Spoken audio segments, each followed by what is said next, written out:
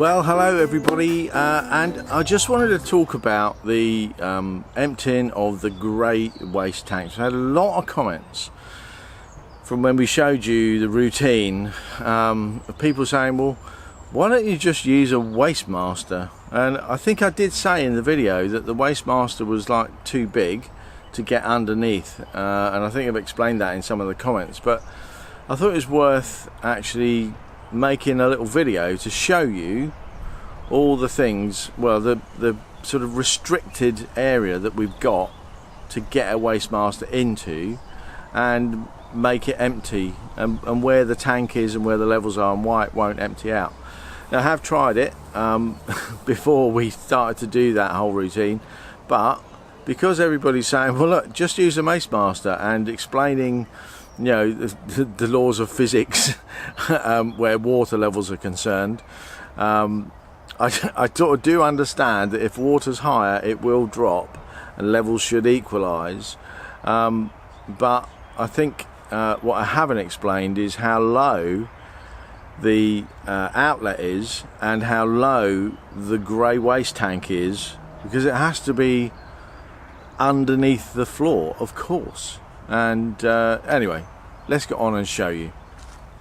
So the first thing I want to show you is this little pipe that we got. It looks like a spare sort of vacuum hose. So it's maybe it's about 6 foot long.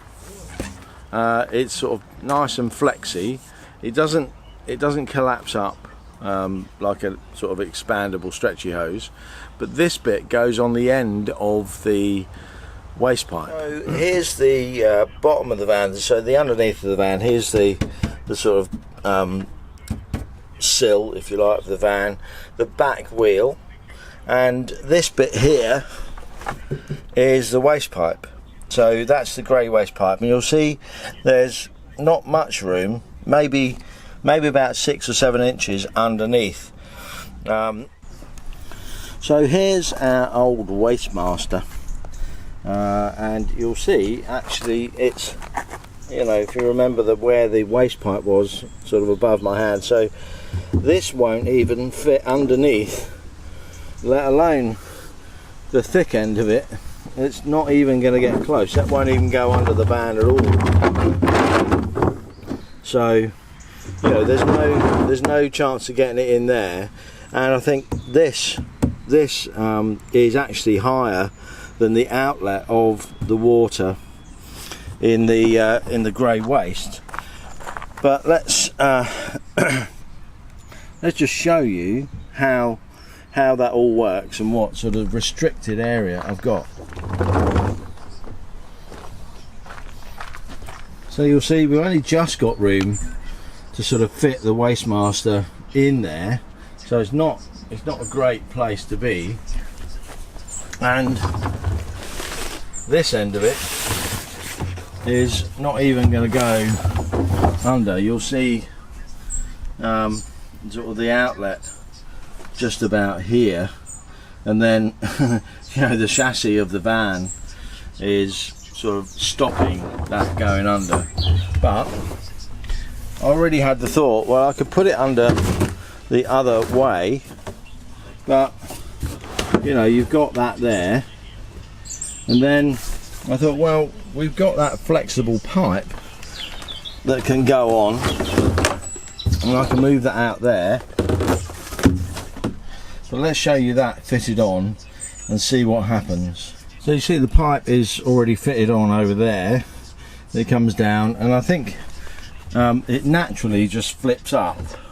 So this bit of the pipe actually sits above the water tank for the grey waste, but I could hold it down there like that and see what happens. But I'm going to go and try that now and see if we get any flow from there. Open the valve, and you'll see, yeah, it does have to be at a weird angle, and I've got to hold that. Maybe, you know, maybe this is a good idea, I don't know, but it does seem to be working a bit. So as long as I hold the pipe like this,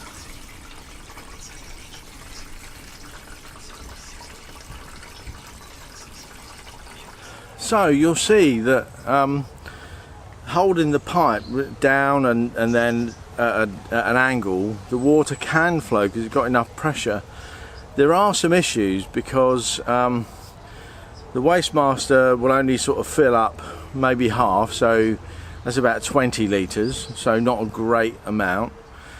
Also, the pipe gets left with well, six foot full of dirty water.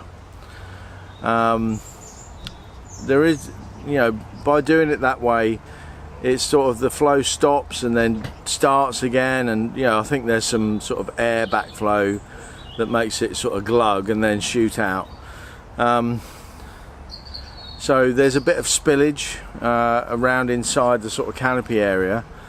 Bearing in mind it's grey water, so it's not really bad, but there is a lot of sort of food waste in it, and it is quite stinky.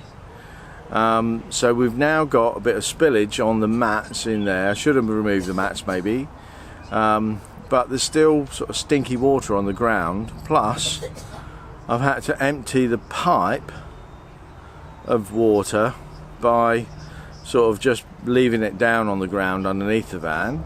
That, you know, maybe that's okay, but it's still a bit stinky.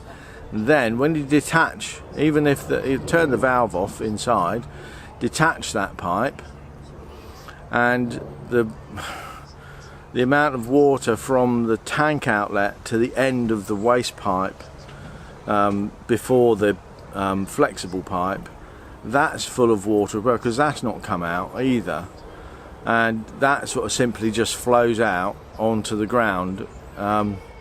So I'm thinking it's a great idea. It does work to a degree, but we're dumping sort of food waste water inside our little canopy area, either by accidental spillage or by detaching that pipe, because you just can't empty it fully into that container. It just doesn't empty fully. That there's always residue water in the pipe. So I think emergency wise, yeah, we'll do that. Normally wise, we'll probably just go through the same routine of getting it emptied.